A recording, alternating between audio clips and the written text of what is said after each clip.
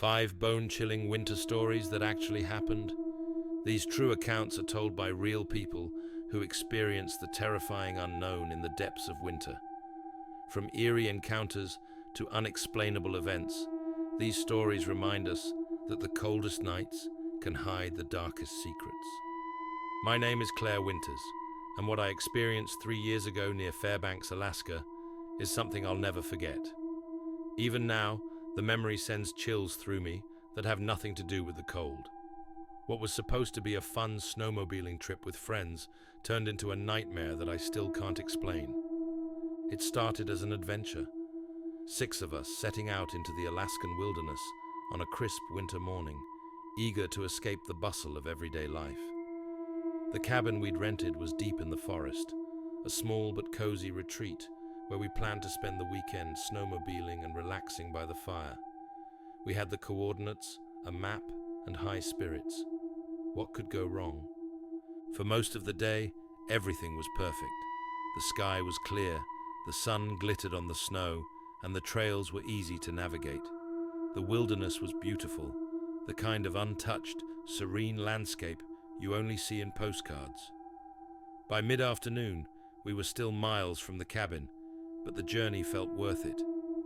Then the weather changed. Out of nowhere, the sky darkened, and the wind picked up, whipping snow into our faces and making it almost impossible to see. A blizzard was rolling in fast, and we were suddenly racing against time to find shelter.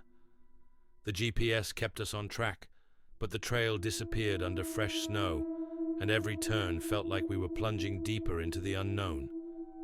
After what felt like hours, we finally saw it. The cabin, a faint glow cutting through the storm. Relief washed over us as we parked our snowmobiles and trudged toward the porch, the snow biting at our faces. The cabin looked exactly like the photos, sturdy, inviting, its warm yellow light promising safety from the chaos outside. When we reached the door, we couldn't get inside fast enough, but the moment we stepped in, something was off. The air was icy, colder than it should have been, and the light we'd seen from outside was gone. Inside, the cabin was pitch dark, the kind of darkness that presses against you. Our flashlights illuminated bare walls covered in frost, and a floor thick with undisturbed dust. There was no furniture, no fireplace, no sign that anyone had ever stayed there. "This isn't right," Hannah said, her voice shaky. Chris checked the GPS. "It's the exact spot," he said. "This is the cabin we rented." We spread out, searching for anything to make sense of the situation. In one corner, I found a set of footprints in the snow. Small, bare footprints leading from the front door to the back. My stomach twisted when I realized there were no prints coming back out. "We need to go," I whispered, my voice barely audible. The others agreed, and we quickly grabbed our gear and headed outside. But as we were putting on our helmets, I glanced back at the cabin. That's when I saw it. Through the frosted window, a face was staring back at me. It was pale and sunken, with hollow eyes that glowed faintly in the dark. I froze, my breath catching in my throat. "Do you see that?" I asked, my voice trembling.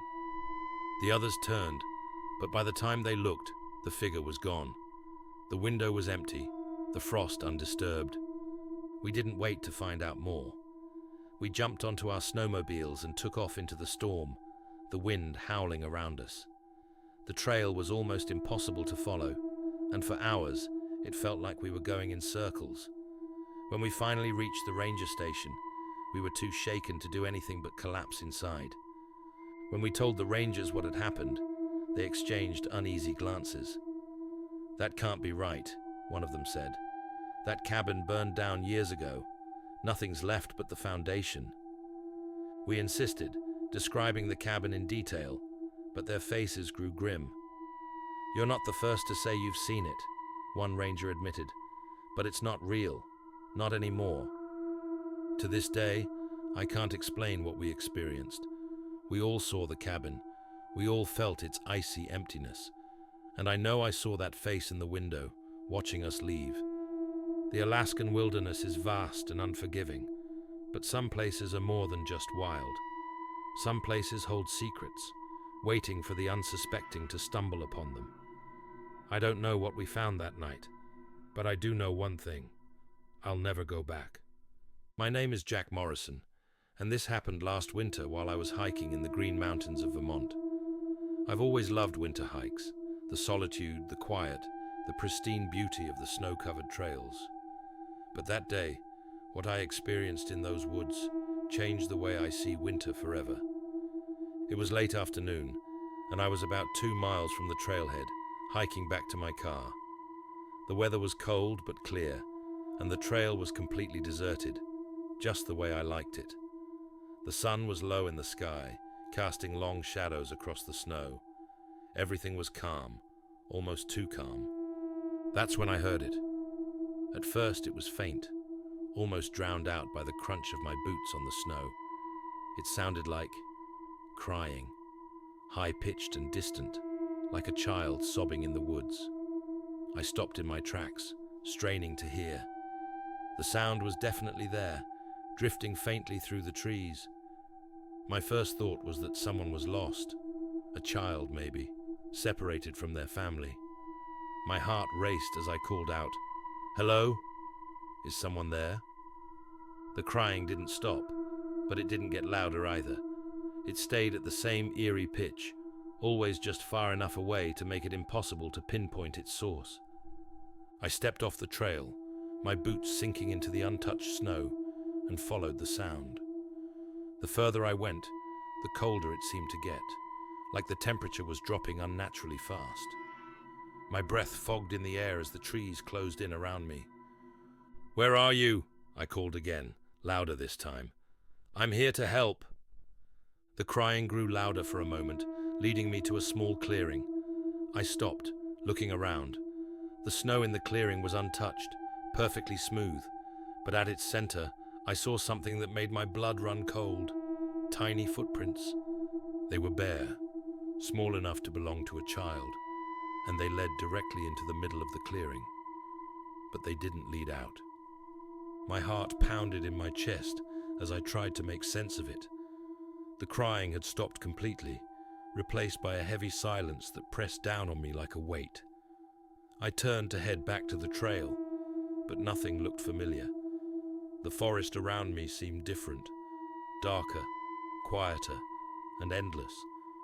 Then, out of nowhere, the crying started again. This time, it was behind me. I spun around, my flashlight trembling in my hand, but there was nothing there. No movement, no footprints, just the faint, haunting sound of a child sobbing. It felt like the sound was coming from everywhere and nowhere at once, echoing through the trees. Panic took over. I didn't care about the direction anymore. I just ran, my boots slipping on the icy ground. The crying followed me, growing louder and more desperate, until it felt like it was inside my head. Finally, I burst back onto the trail, my legs trembling and my breath ragged. The crying stopped the moment my feet hit the packed snow, leaving only the eerie stillness of the forest. I didn't stop running until I reached my car. When I looked back at the trailhead, the woods seemed darker, like they were holding onto a secret I wasn't meant to uncover. I never told anyone what happened that day, not in detail. Who would believe me? A child's cry that led nowhere, footprints that vanished, and a forest that seemed alive with something unexplainable. I've never hiked in the winter alone since, and even now, on quiet nights, I sometimes hear that faint, distant crying in my dreams, and every time I do, I wake up with the same thought. Whatever was in those woods wasn't human. It was something else, and it wanted me to find it. My name is Emma Larson, and this happened 2 winters ago while skiing in the mountains near Geilo, Norway, with my husband, Anders. It was supposed to be a relaxing weekend getaway, a chance to escape the city and enjoy the beauty of the snow-covered slopes. But instead, it became a memory that still haunts me. On our second day, Anders and I decided to try a less traveled route recommended by the cabin owner where we were staying. He assured us it was safe, though a bit isolated, and said it offered some of the best views in the area. It sounded perfect. The morning started off beautifully. The snow was fresh, untouched, and glittering under the weak winter sun. The air was crisp and quiet, the kind of silence that feels sacred. We skied through the forest, enjoying the serenity, when Anders pointed ahead. "Look," he said, "someone's already been out here." I squinted and saw what he meant. A lone skier far ahead of us, gliding smoothly over the snow.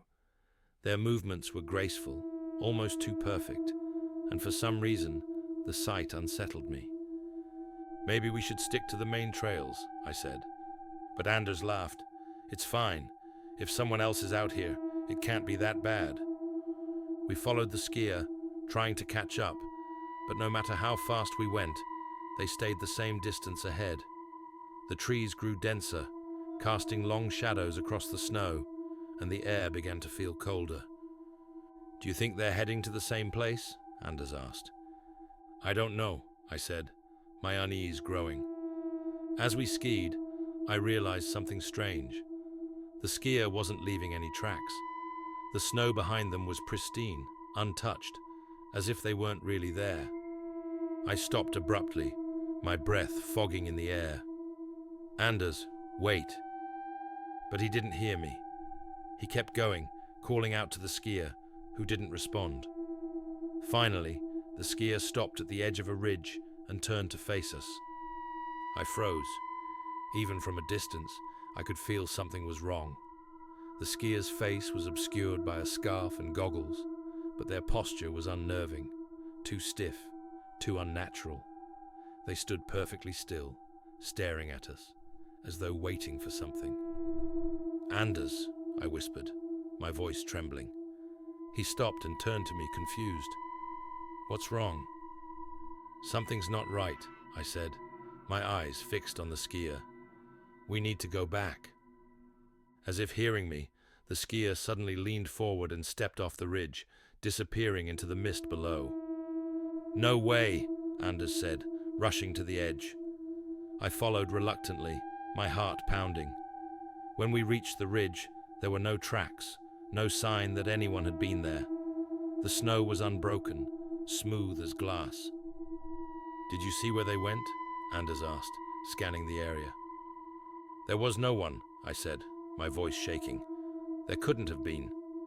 Anders finally agreed to head back, and we skied in silence, the weight of what we'd seen, or thought we'd seen, pressing down on us. When we returned to the cabin, we told the owner about the skier. His expression darkened immediately. "You saw him," he said gravely. "Who?" I asked, though I wasn't sure I wanted the answer. "The phantom skier," he replied. "Many have seen him on that trail. Some say he's the ghost of a man who died in an avalanche, still searching for his way back. Others think he's a warning to turn back before it's too late." I felt a chill run through me. "What happens if you follow him?" Anders asked. The cabin owner didn't answer right away. Finally, he said, "Those who do don't come back." I haven't been skiing in the backcountry since that day, and every time I think about that lone figure gliding across the snow, I wonder what would have happened if we'd gotten closer, or if Anders hadn't stopped at the ridge. Some things in the mountains aren't meant to be followed. My name is David Cheng, and this happened 2 winters ago while I was ice fishing on Mille Lacs Lake in Minnesota.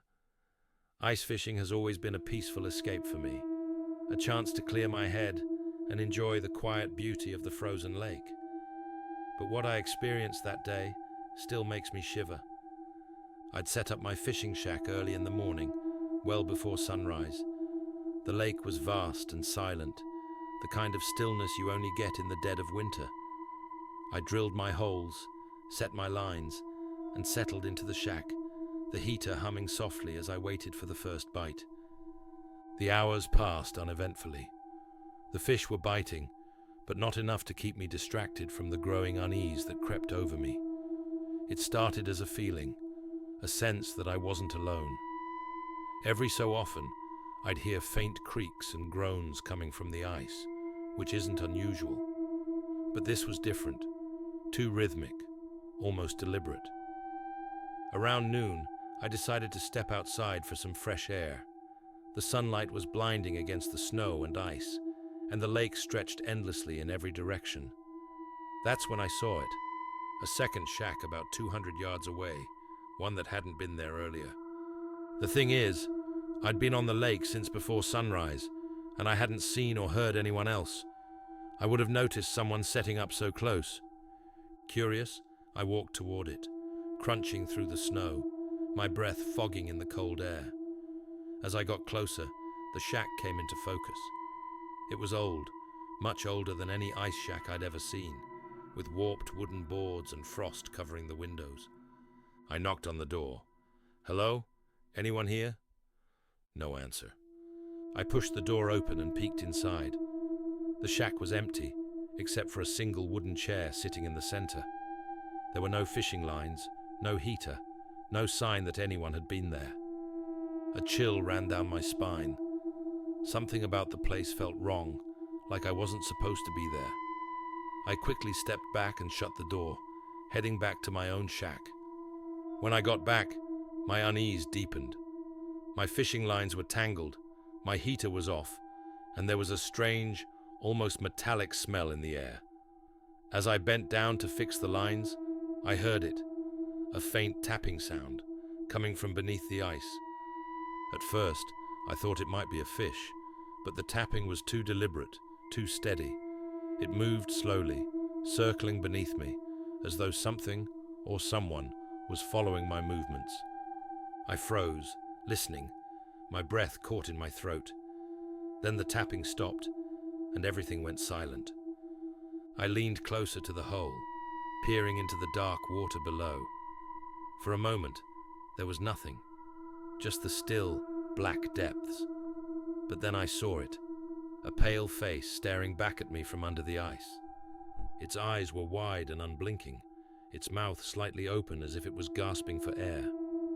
I stumbled back, nearly tripping over my chair. When I looked again, the face was gone, replaced by the dark, empty water.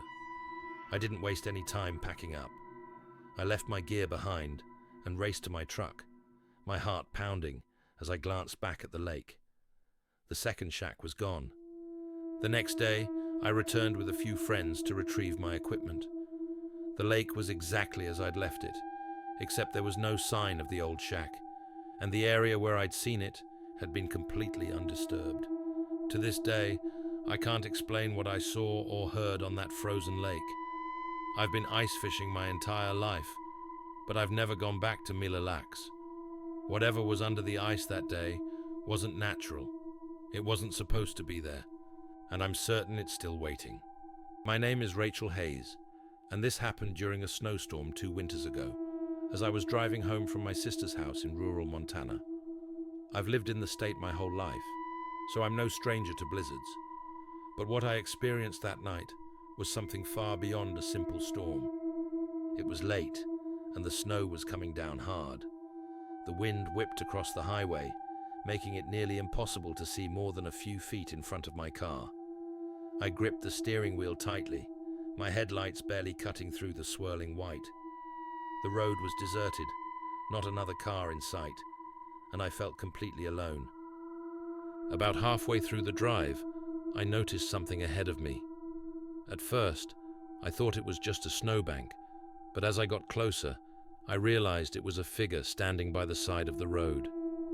They were tall and thin, wrapped in what looked like an old coat or cloak, with the hood pulled low over their face. They didn't move, didn't flag me down, just stood there, motionless, as the snow piled around them. I slowed down, rolling my window down slightly to call out. "Do you need help?" I shouted, but my voice was swallowed by the wind. The figure didn't respond. Instead, they turned slowly, their movement unnaturally smooth, and began walking into the storm, disappearing into the blinding white. Something about the way they moved sent a chill down my spine. It wasn't just the cold. I felt an overwhelming sense of dread, as if I'd seen something I wasn't supposed to. I rolled up my window and kept driving, my heart racing.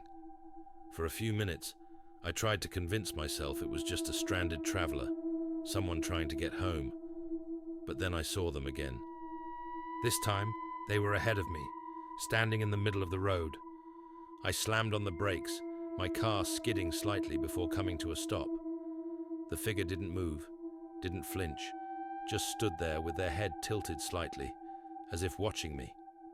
I honked my horn, the sound echoing through the storm, but they didn't react.